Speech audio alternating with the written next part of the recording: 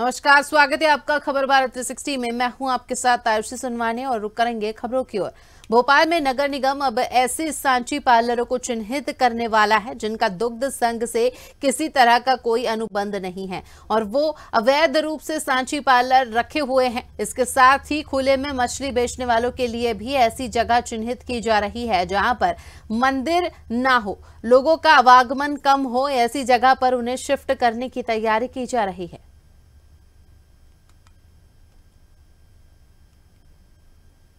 खबर भोपाल से हम आपको बता दें, जहां पर सांची पार्लरों को चिन्हित किया जाएगा। आपको बता दें कि ऐसे सांची पार्लरों को चिन्हित किया जा रहा है जिनका दुग्ध संघ से किसी तरह का कोई अनुबंध सामने नहीं आया है। साथ ही आपको बता दें कि सरकार के द्वारा जारी की गई नई गाइडलाइन के अनुसार कार्रवाई की जाएगी और मछली बेचने वालों के लिए अलग से जगह चिन्हित की जा रही है जहां पर उन्हें शिफ्ट किया जाएगा। ऐसी जगह चिन्हित की जाएगी जहां पर आसपास कोई मंदिर ना हो और साथ ही आवागमन लोगों का कम हो।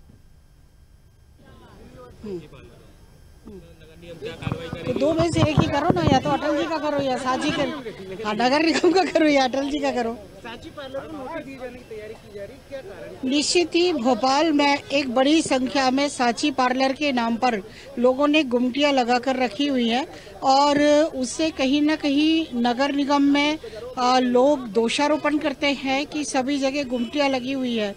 आज भी आपने पेपर में देखा होगा, पेपर में भी ये दिया गया है कि नगर निगम कहीं पर किसी कार्यशैली को नहीं कर पा रही है।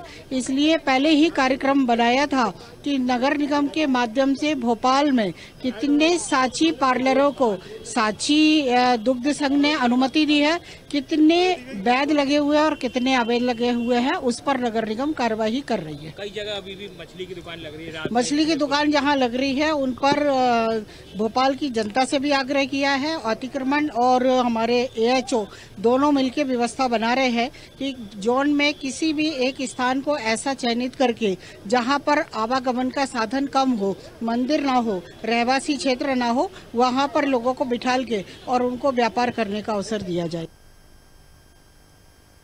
पूरी खबर पर ज्यादा जानकारी के लिए हमारे साथ अभय हमारे के लिए जुड़ गए हैं। हम उनसे जानेंगे क्या कुछ अपडेट सामने आ रहा है। लगातार कार्रवाई की बात की जा रही है, सरकार की नई गाइडलाइन का भी जिक्र किया जा रहा है। अभय जी, देखिए आयुषी, मैं आपको बता दूं कि नगर निगम की वित्तीय स्थिति वैसे भी ठीक नहीं है, तो अपनी वित्तीय स्थिति को सुधारने के लिए सांची पार्लर, जो अवैध सांची पार्लर है या जो अवैध रूप से काम कर रहे हैं, सांची पार्लर के आड़ में दूसरे कोई कारोबार कर रहे हैं, उनके खिलाफ कार्रवाई करने के लिए नगर निगम ने तैयारी कर ली है और ऐसे सांची पार्लर के खिलाफ कार्रवाई की जाएगी जिसमें कि बड़ी संख्या में राजस्व जो है नगर निगम को प्राप्त होगा।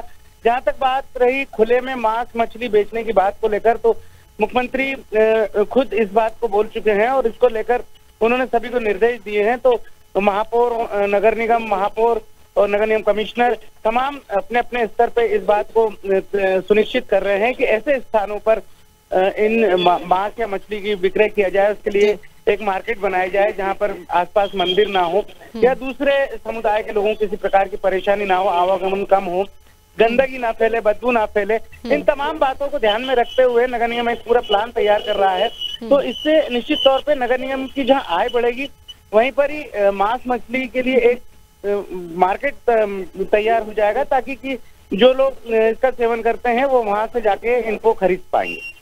बिल्कुल। और कहीं ना कहीं अगर हम देखें तो जिस तरीके से मांस मटन खुले में ना बेचा जाए, इसको लेकर बात कही गई थी सीएम के द्वारा, इसको लेकर क्या कुछ अपडेट है? जैसा कि महापौर ने बताया कि अलग से जगह चिन्हित की जा रही है, क्या कोई जगह फाइनल हुई है अभी तक? अलग अलग स्थानों पे अलग अलग चिन्हित किए जा रहे हैं जहाँ मीट मार्केट खोले जा सके, यहाँ पर इनका विक्रय हो सके और आसपास गंदगी और बदबू ना फैले।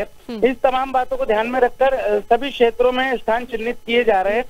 सिर्फ भोपाल ही नहीं, पूरे मध्य प्रदेश में ये कवायद की जा रही है। हर नगर निगम हो चाहे नगर पालिका हो, चाहे छोटे ग्रामीण पंचायत स्तर पर भी इनकी तैयारियां की जा रही हैं कि स्थान चिन्हित करके वहां पर जो है मीट मार्केट का निर्माण कराया जाए, ताकि एक ही स्थान पर इनके व्यापारी व्यापार कर सके और जो खरीदार हैं वो वहां जाकर इनको खरीद सके। बिल्कुल। अभय, अगर हम देखें मध्य प्रदेश के कई इलाकों में, कई क्षेत्रों में, कई जिलों में जो है विरोध प्रदर्शन किया जा रहा है नई गाइडलाइन को लेकर, क्या भोपाल में ऐसी स्थिति देखने को मिल रही है?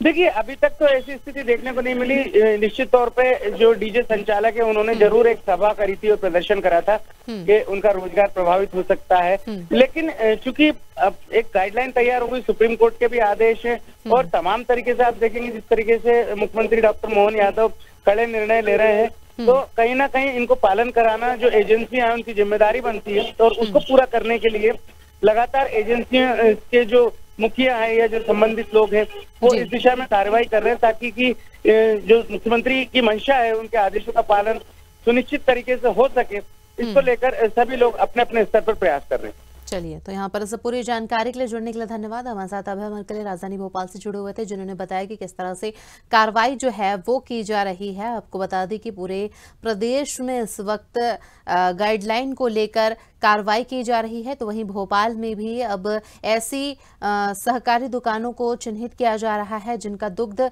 कंपनी के साथ किसी तरह का कोई अनुबंध नहीं है और उन्हें हटाने की कार्रवाई की जाएगी जल्द ही।